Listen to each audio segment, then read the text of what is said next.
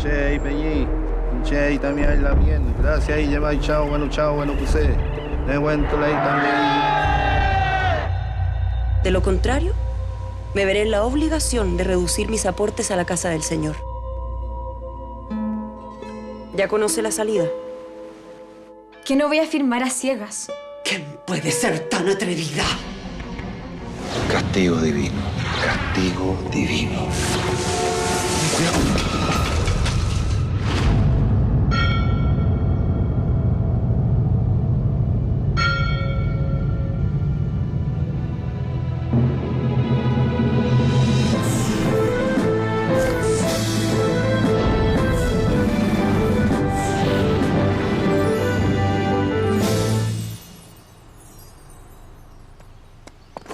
La conquista de Chile parte como una aventura privada. Yo os tomaré vuestros bienes y os haré todos los males y daños que pudiere.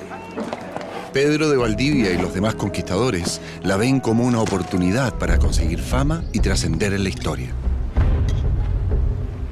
Aventurarse fuera de Santiago es una imprudencia, Pedro, una muerte segura. Sin fe, no somos mejores que los bárbaros. ¡Debemos liberar a los caciques!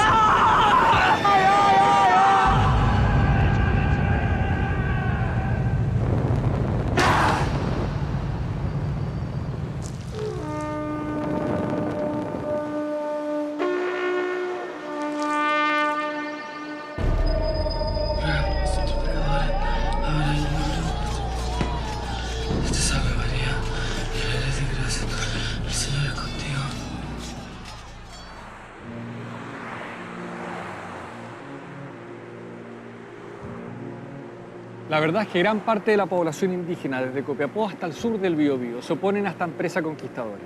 ¿Es idea mía o aquí a los españoles no les está saliendo nada de fácil la cosa? Parece que somos los más porfiados de América. Les resulta fácil cuando hay una gran cultura dominante, un imperio, como los aztecas o los incas. Ah, claro, ahí solo hay que descabezar el imperio, tomar las riendas del poder, meter susto y someter. Aquí la cosa es bien distinta.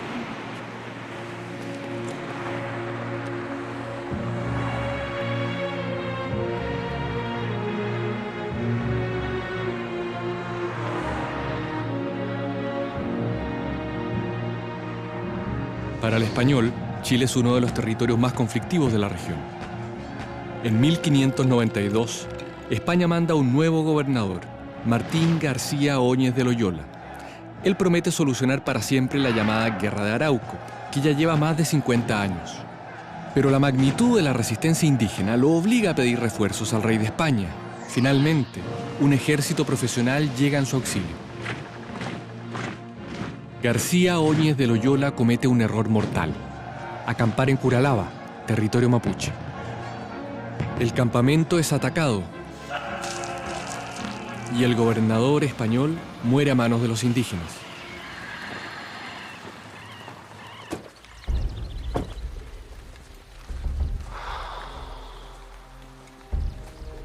Los españoles le llaman a este episodio el desastre de Curalaba. Para los mapuches debe ser la victoria de Curalaba, ¿no? Sí, una victoria importantísima. Piensa que el gobernador García Óñez de Loyola llegó aquí confiadísimo en que iba a solucionar el conflicto. Y este sería el segundo gobernador que pierden a manos indígenas. Sí, mal le fue.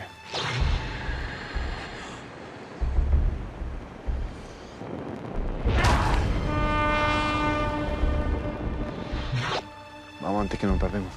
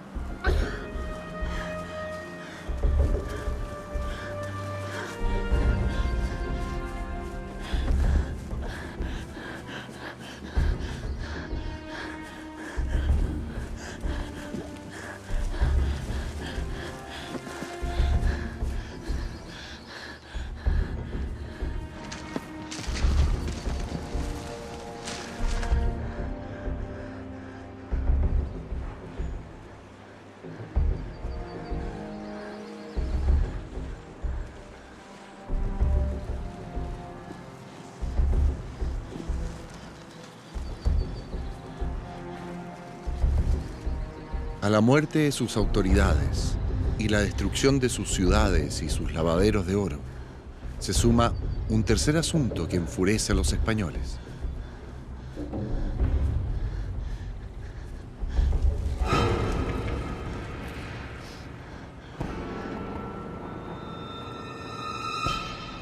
Sus mujeres son tomadas prisioneras y se convierten en cautivas.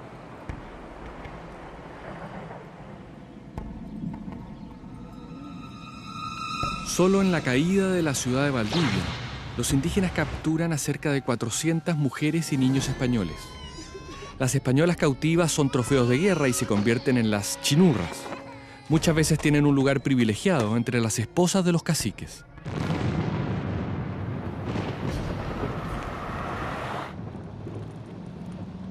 ¿Y qué pasa después de Curalaba? Digamos que el clima general empieza a cambiar. Mira. Como podemos apreciar en el mapa, desde Curalaba se ha levantado un frente que afectará a todo el reino, desde el norte de Chillán hasta Osorno, donde fuerzas indígenas arrasarán sistemáticamente los principales poblados españoles al sur del río Biobío. Por eso, atención, amigos y amigas de Arauco, Imperial, Valdivia, Angol y Osorno, prepárense para arrancar hacia el norte. A lo anterior se suma un movimiento anti-español a cargo de piratas holandeses en la ciudad de Castro, en la isla grande de Chiloé, mientras en Villarrica se vivirá una atmósfera de gran incertidumbre.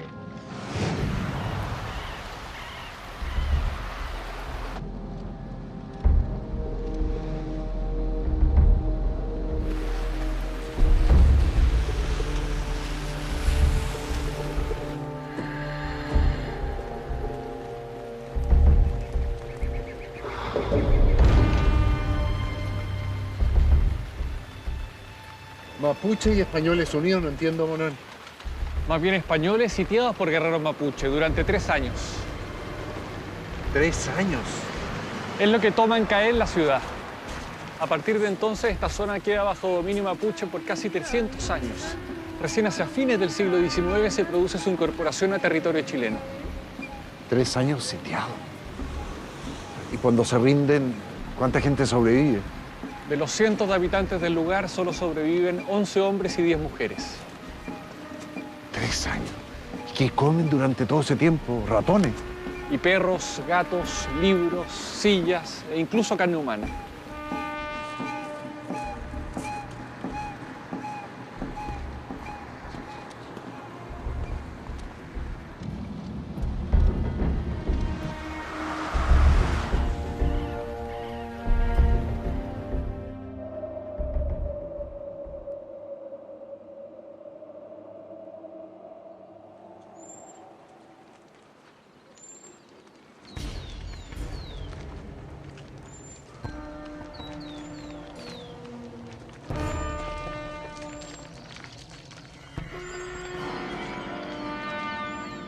Francisco Núñez de Pineda es hijo de un maestre de campo del ejército español. Algo así como un general de ejército de nuestros días. Kakemulfun, algunche, fe, tregua. Kakemulfun, algunche, fe, tregua.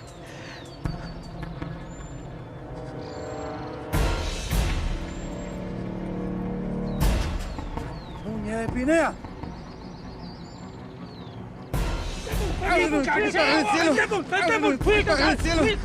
Santificado sea tu nombre, sea tu reino, hágase tu voluntad, así en la tierra como en el cielo.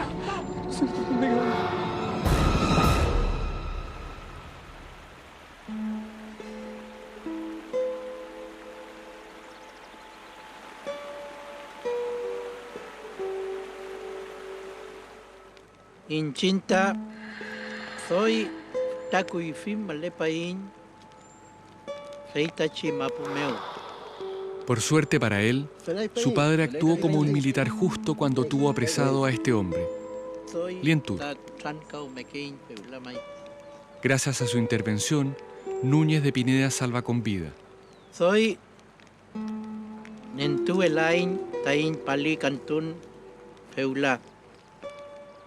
¿Qué es lo que dice? que desde siempre hemos peleado por nuestra tierra.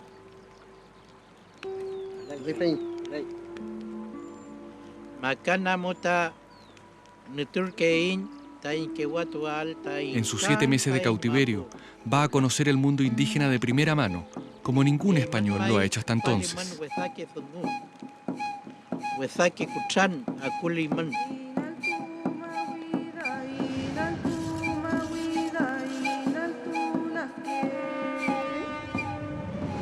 El Winca no entiende que para nosotros lo más valioso es vivir y caminar en la tierra que nos alimenta,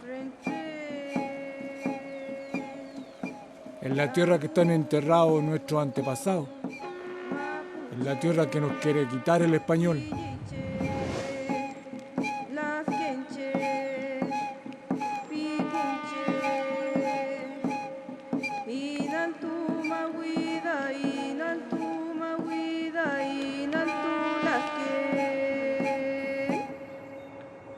De esta experiencia de Núñez de Pineda nacerá uno de los clásicos de nuestra historia. El famoso cautiverio feliz. Esa crónica testimonial refleja como ninguna otra la vida cotidiana de los mapuches en esa época. En el tiempo que he estado al servicio de Su Majestad en esta guerra de Chile, he observado que algunos alzamientos que ha habido en las fronteras se han originado todos por malos ministros y gobernadores codiciosos. Algunos llaman a los indios ingratos, desconocidos y traidores, pero sus acciones y arrestos valerosos son justificados porque los han ocasionado nuestras tiranías. Núñez de Pineda es liberado mediante un rescate. Vuelve al ejército y no lo abandona jamás. De hecho, llega a ser maestre de campo de Chile. ¿Y vuelve a pelear contra los mapuches? Por muy feliz que haya sido el cautiverio, él sigue siendo un español que le debe lealtad al rey. Ay, pero increíble. Pero en ambos bandos hay gente que se empeña a lograr algún tipo de acuerdo de paz. Por ejemplo, Luis de Valdivia. ¿Quién es él? Un jesuita, crítico de la guerra, que además redacta el primer libro de gramática mapudungún para conquistarlos por la fe. Es mejor que hacerles la guerra.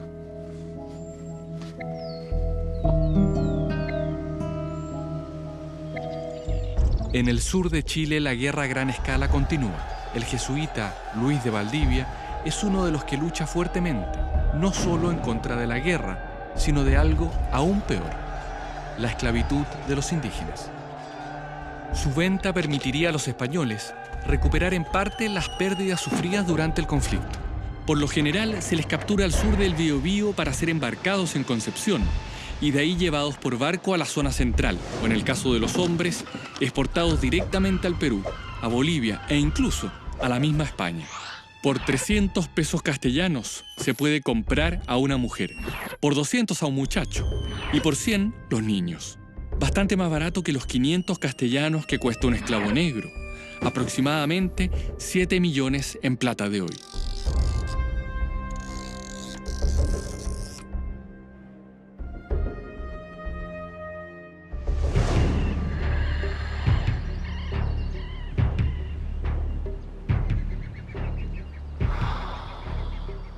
Mientras tanto, en el sur de Chile, un nuevo líder indígena irrumpe en la escena.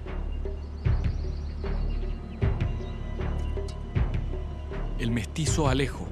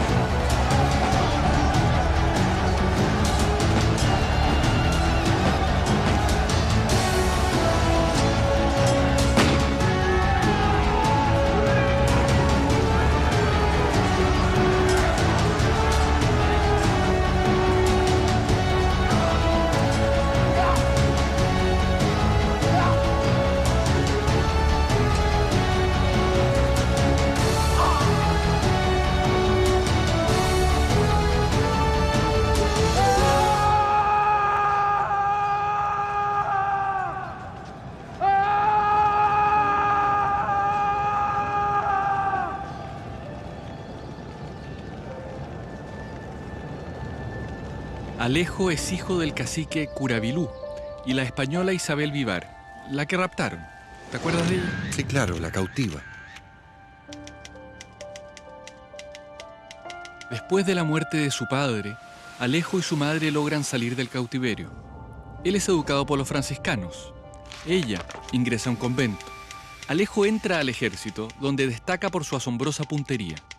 Pero por ser mestizo, se le niega todo ascenso en el mundo español.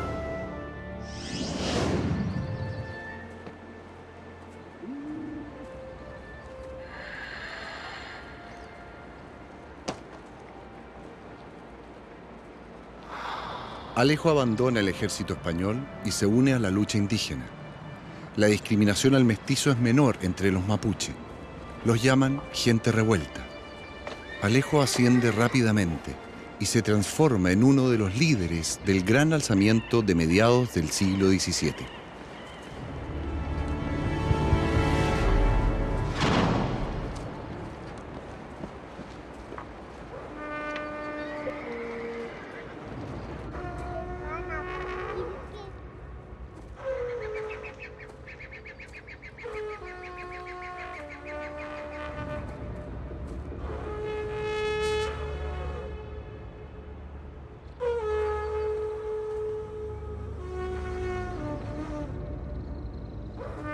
Pero algunos de sus botines de guerra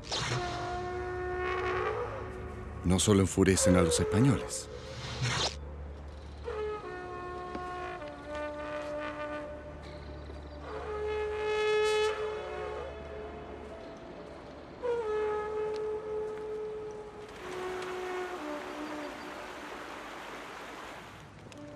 Tras la llegada de Alejo con una nueva cautiva, y mientras el líder duerme junto a su última conquista, dos de sus esposas intentarán realizar el acto que ningún español ha podido llevar a cabo.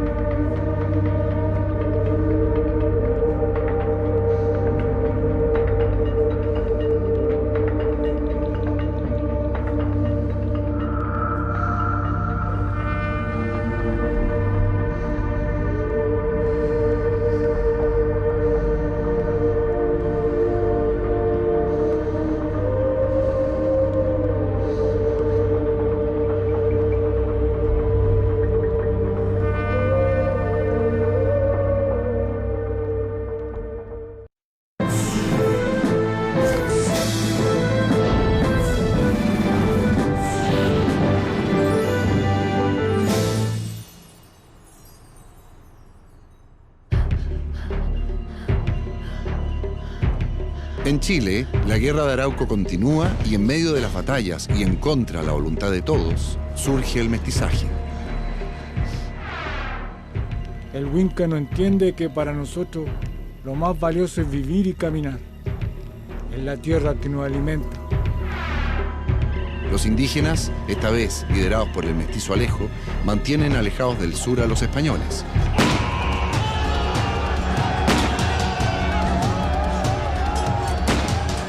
Pero el líder no logra detener un ataque que viene muy de cerca, de su propia familia.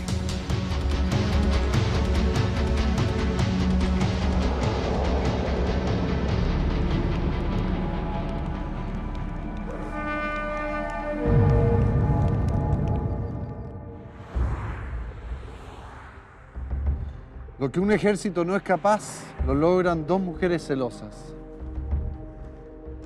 Todo un crimen pasional. Después del asesinato, ambas viudas se unen al bando español. Después de matar a un caudillo mapuche, no creo que convenga quedarse en su territorio. No, pero además son premiadas por los españoles con pensiones vitalicias.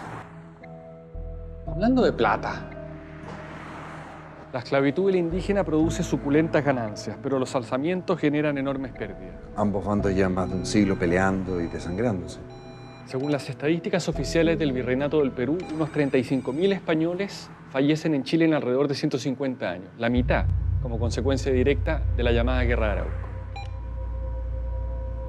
¿Y qué pasa con los mapuches? Al comienzo de la guerra tienen una población estimada de 1.500.000 habitantes. Se calcula que hacia mediados del siglo XVII han muerto unos 95.000 guerreros, casi 3 veces la cantidad de españoles. Eso sin contar las pestes. Esas matan a casi 2/3 de la población indígena. ¿Y eso sería? Aproximadamente 600.000 indígenas mueren debido a las epidemias de viruela y tifus. Un duro balance, ¿eh?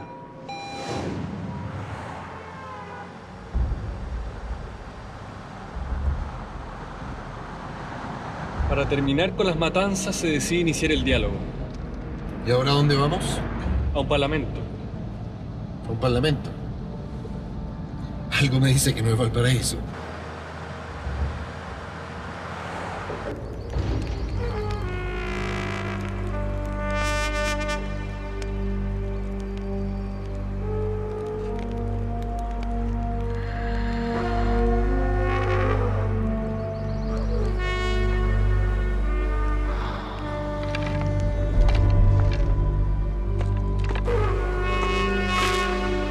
Vayan escuchar, vayan escuchar. Nehuentley también yuque mapu. Gracias y llamai chao. Pinche y peñí. Pinche y también la bien. Gracias y llamai chao, bueno chao, bueno pues. Los parlamentos son encuentros de diálogo y negociación entre españoles e indígenas. Se convocan en periodos de crisis para fijar las reglas que permitan la convivencia pacífica. En ellos hay intercambio comercial y cultural entre ambas sociedades. Al parecer el trabajo que hizo el jesuita Luis de Valdivia tuvo muy buenos resultados. Luis de Valdivia es clave en el cambio de estrategia, pero la verdad es que los parlamentos o collan, como les dicen los mapuches, existen en su cultura desde hace varios siglos. Han sido bien comunes entre los distintos pueblos indígenas del territorio. Si bien no es un resultado definitivo, es un muy buen comienzo, ¿no? Sí, desde luego. Después de 2 importantes parlamentos, España reconoce a los mapuches como una nación. La única que no ha sido sometida al imperio donde nunca se pone el sol.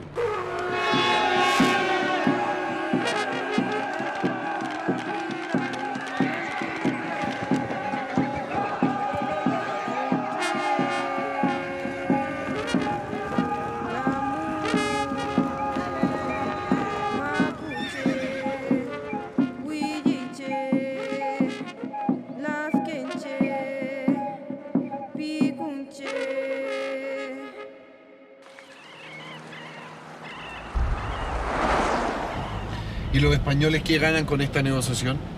La liberación de sus compatriotas cautivos, que los misioneros puedan entrar en tierras indígenas, que los enemigos de España sean también sus enemigos y que no formen alianzas con otros extranjeros que lleguen a la costa. Por lo menos van a poder dormir más tranquilos. Ni tanto. Ahora mismo vamos camino a una catástrofe que va a dejar a Chile sin ganas de dormir. Vamos. A mediados del siglo XVII, Santiago se mantiene como la capital del Reino de Chile. Hacia 1626 tiene poco más de 500 casas y unos 11.000 habitantes. El Santiago de entonces es tan grande como el barrio de Avenida Mata entre 10 de Julio, Portugal, Santa Rosa y Alameda. En ese entonces, el río Mapocho tiene un brazo que sale al oriente del Cerro Santa Lucía y corre junto al antiguo Camino de la Cañada, la actual Alameda. La gente más pobre, mayoritariamente, vive al otro lado del río, en el barrio que llaman La Chimba. ¿Y los ricos? ¿Quieres conocer a uno? ¿Vivían bien los millonarios? Unos pocos señores concentran buena parte del poder. Me suena familiar. ¿Y qué pasa con las señoras y las señoritas? Si lo preguntas por su participación en las esferas del poder, te aclaro al tiro que es nula.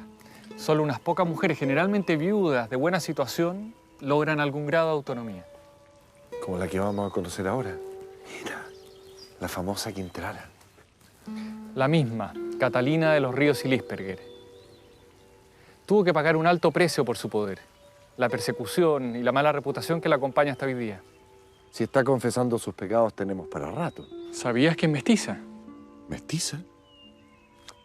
La sociedad colonial se divide según la cantidad de riquezas y el origen social.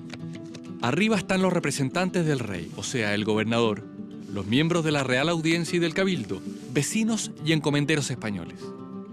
Aunque ser propietario define tu posición social, en América se suma la mezcla de etnias de la cual provienes. Un mestizo, hijo de español encomendero y de madre indígena, puede ser considerado español, especialmente si ella es hija de caciques, o sea, de la nobleza indígena. A pesar que los mestizos, mulatos, zambos, pardos y negros están en general en la parte inferior de la pirámide, de todos modos son importantes para los que están en la cima, porque les permiten ostentar poder. Una mestiza con poder, con dinero y más encima bruja. Se la acusa de hechicería por su conocimiento de ritos afroamericanos e indígenas. Por estos años, una acusación como esa es la mejor manera de anularte.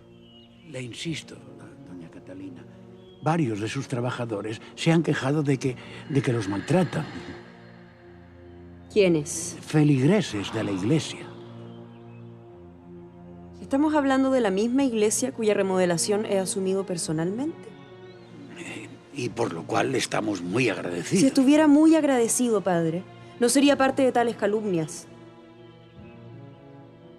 Estamos en época de cosecha. Y créame que necesito a todos mis trabajadores en sus puestos. De lo contrario, me veré en la obligación de reducir mis aportes a la casa del Señor. ¿Algo más?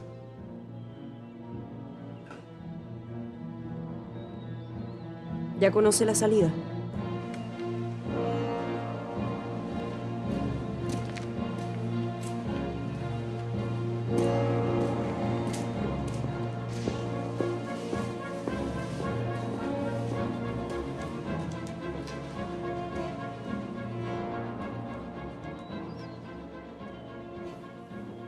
¿Y es tan mala como la pintan?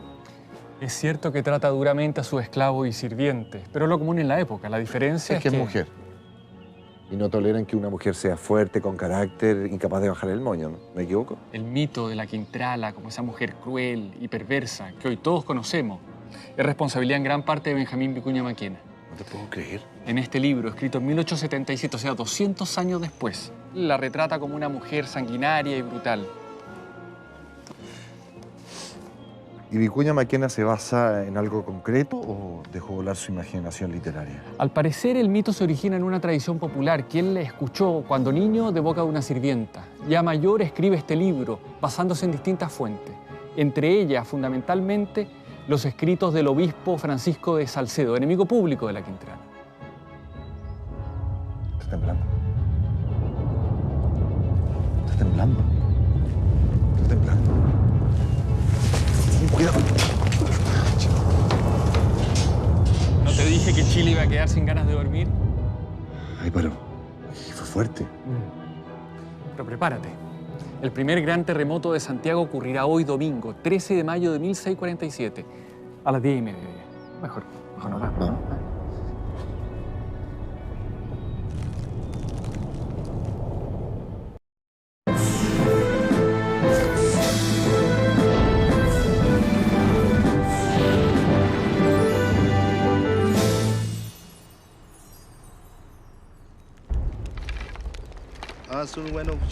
Agotada y ante una resistencia que no cede, la corona española pacta con los indígenas en el sur de Chile y reconoce finalmente a la nación mapuche. El poder de los españoles en lo económico, religioso y político sigue fuerte en el centro del país, pero en una sociedad cada vez más mestiza. Mira, la famosa Quintrala. Se le acusa de hechicería por su conocimiento de ritos afroamericanos e indígenas. Varios de sus trabajadores se han quejado de que los maltratan. Si estuviera muy agradecido, padre, no sería parte de tales calumnias. Santiago se convierte lentamente en una ciudad que sufre un golpe inesperado de la naturaleza. El primer gran terremoto de Santiago ocurrirá hoy domingo, 13 de mayo de 1647, a las 10:30. Está temblando, ¿no?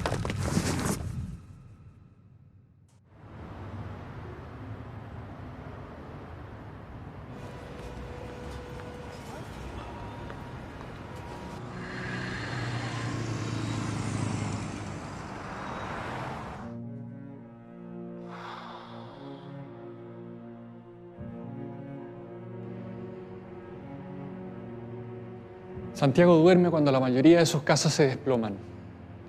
Más de 600 santiaguinos mueren aplastados. Me imagino que en esos tiempos nadie entiende las causas geológicas de los terremotos. Por lo tanto, la única explicación posible es... Castigo divino. Castigo divino. Entre los sobrevivientes las prioridades cambian, los enemigos se reconcilian y en pocos días se celebran 200 matrimonios.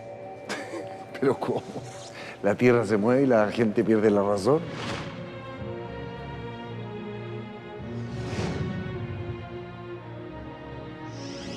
Incluso liberan a varios prisioneros, aunque ninguno negro. ¿Y por qué los negros no? Acuérdate que son víctimas de la discriminación social más absoluta. Ocupan el fondo de la escala social. Luego que los teólogos resolvieran que los negros no tienen alma, la mayoría de ellos son esclavizados. Pero los libres, mulatos y pardos ocupan sitios intermedios, como capataces, administradores, vendedores y maestros de oficios, como herreros y zapateros. Curiosamente, un negro más oscuro que otro sufre el prejuicio de ser asociado más con la esclavitud. O sea que mientras más negro, más esclavo. De alguna manera, sí.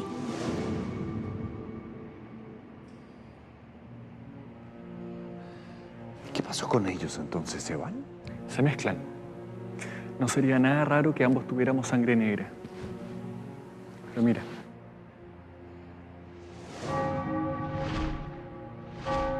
Aquí tenemos a otro testigo de esa catástrofe. Un testigo más bien protagónico, porque esa noche, cuando los feligreses los sacan de la iglesia semidestruida, se inicia la costumbre de la procesión del Cristo de Mayo.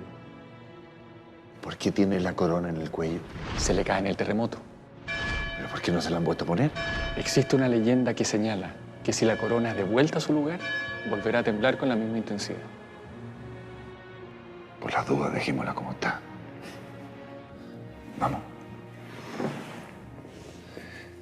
¿Dónde se llevan el Cristo después del terremoto? A la casa de la Quintrala. Catalina de los Ríos, querrás decir.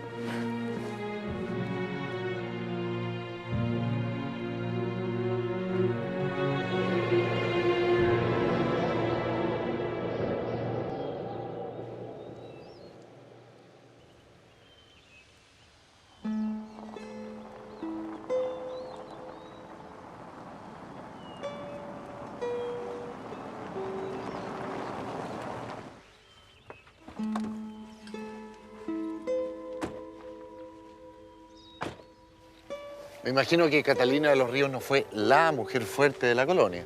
No, existían otras maneras a través de las cuales una mujer podía ejercer poder o autoridad. ¿Así como cuáles? En este mundo de opciones limitadas para las mujeres, igual las intelectualmente más inquietas tienen una posibilidad, que es casarse, pero con Dios. Ay, Manuel. ¿Qué influencia para la sociedad puede tener una mujer que pasa todo el día encerrada en un convento? Mucho más de la que tú te imaginas. Mira, vamos a ver.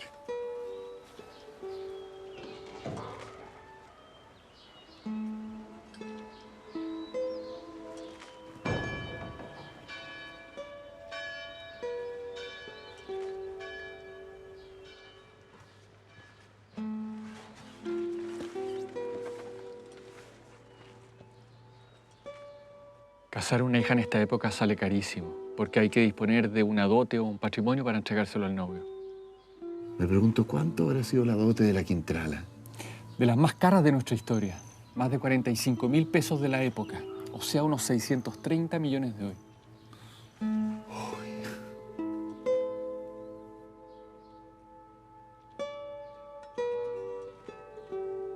¿Nombre? Úrsula Suárez, madre. Es una de las primeras escritoras de nuestro país. ¿Pero qué edad tiene? 12. Pero lo común es que las niñas entren al convento a partir de los 16. ¿Y tiene que pagar para entrar? Bueno, se supone que se casan con Dios, o sea, sí tienen que pagar una dote. Pero me imagino que debe ser más barato que casarse con el hijo del vecino. La dote anda alrededor de los 2.000 pesos, o sea, unos 28 millones de hoy. Uf.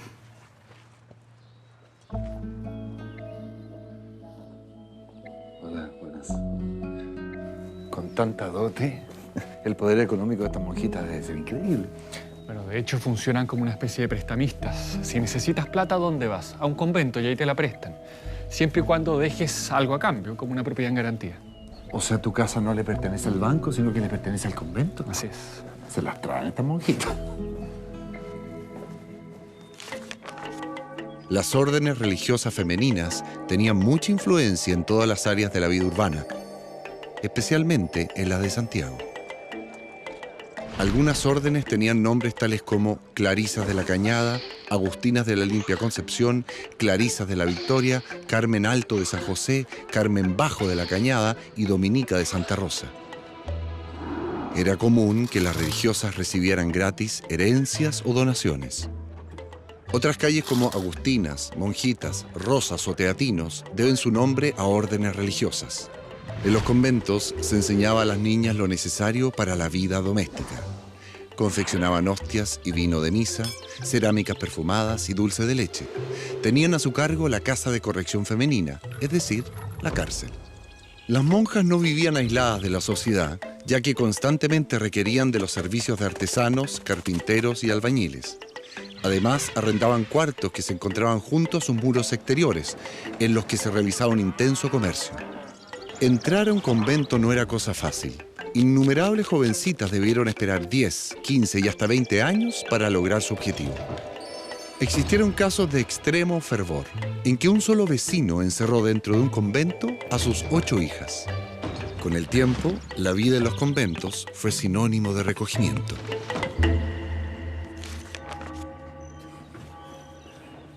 Es realmente increíble la cantidad de cosas que pasan en estos años en un convento. Lo más importante de todo es que este es el único espacio de la sociedad donde una mujer se puede desarrollar intelectualmente. Porque muy pocas sabían leer y escribir. Su merced, el señor obispo, nos ha pedido consulta y hemos de firmar nuestra resolución en esta carta.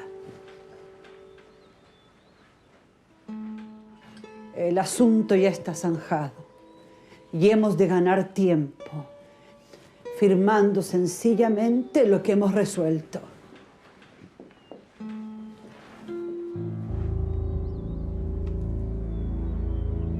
¿Úrsula? ¿A qué espera usted que no firma? ¿Acaso desconfía?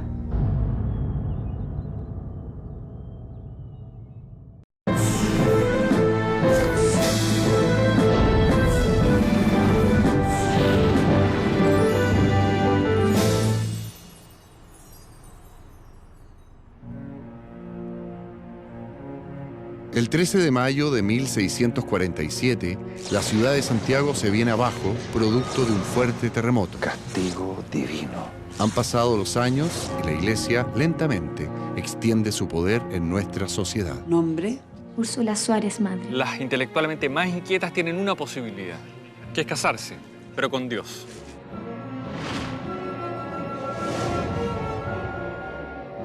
Existe una leyenda que señala que si la corona es devuelta a su lugar, volverá a temblar con la misma intensidad.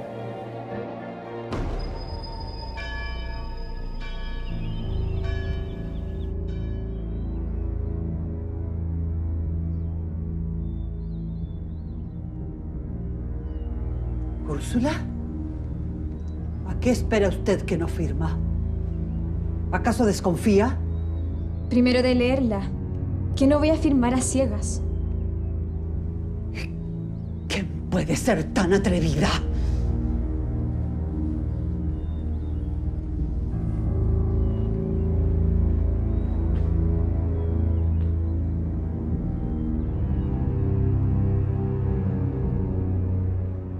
Úrsula Suárez se destaca desde pequeña por su fuerte inquietud intelectual.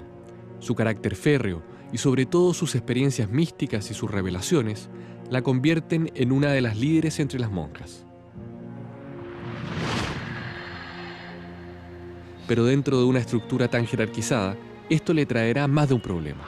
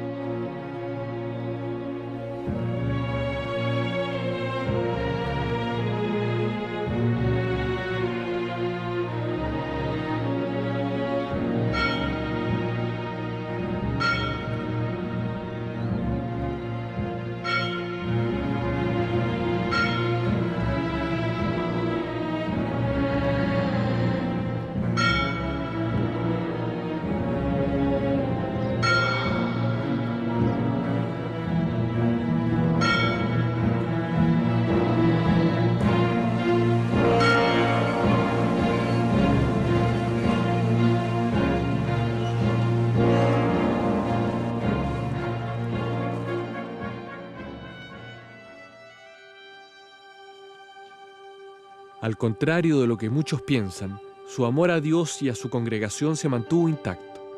Entregó su vida al convento de Santa Clara, tanto así que al final de sus años se convirtió en madre superiora de la Orden de las Clarisas.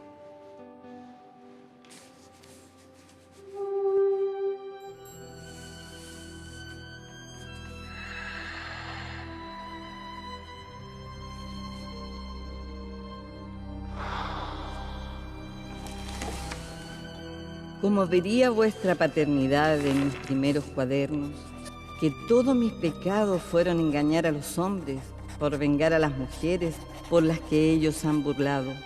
Y desde antes de mudar los dientes, empecé a vengar a las mujeres con gran empeño.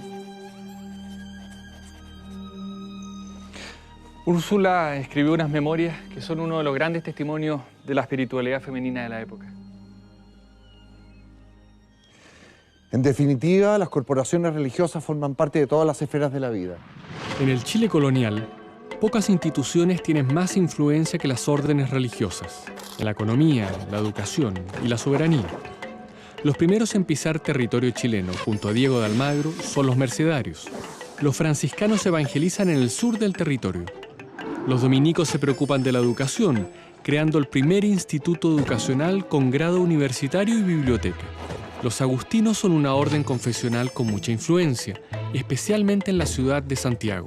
Finalmente, los jesuitas, la orden más importante e influyente de la época, no solo son una potencia económica, sino que se interesan por el mundo mapuche y, a pesar de algunos problemas iniciales, son los primeros que logran penetrar con éxito en el territorio indígena. ¿La jesuita, la más poderosa? Sí. Tanto en Chile como en el resto de las colonias españolas han acumulado un poder enorme. Por eso son lo primero que hace desaparecer la corona cuando inicia su contraataque. ¿Pero hasta cuándo van a aceptar que vengan de afuera a decirles qué tienen que hacer? Tranquilo, esto va a ser crisis luego. Por fin la libertad. Esa historia hay que verla.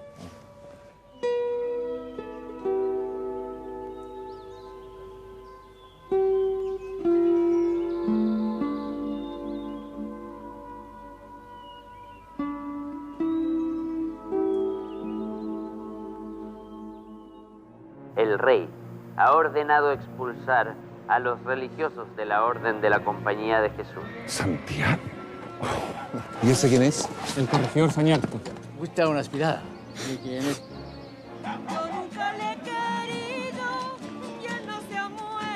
Toda una chingana, Pancho. Aguardiente, mistela, chicha y vinito. ¿Aguardiente?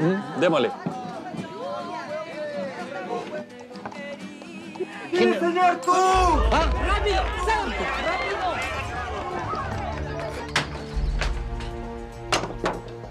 Este Sañarto debe haber sido como el diablo en persona. Hemos sido denunciados, caballeros.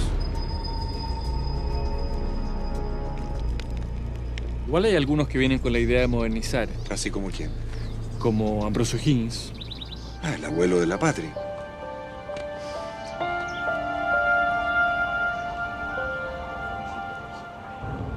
Bernardo cultiva una profunda amistad con el antiguo secretario de su padre, Juan Martínez de Rosas. Que liberar a Chile del dominio español es un sueño posible. Don José Antonio de Rojas. ¿Qué significa esto? Le informo que queda detenido. Quizás esta sea la hora de reclamar lo que nos pertenece.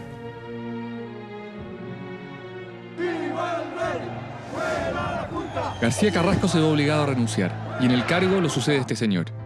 Don Mateo de Toro y Zambrano, conde de la Conquista. Siempre quise saber cómo fue ese primer 18 de septiembre. Para la independencia faltan años, Pancho. ¿Y cómo está, doctor? Tiene una infección generalizada. Y empeorado un poco con el paso por la cordillera. Históricamente, siempre los de Concepción han sido más radicales que los santiaguinos, ¿verdad?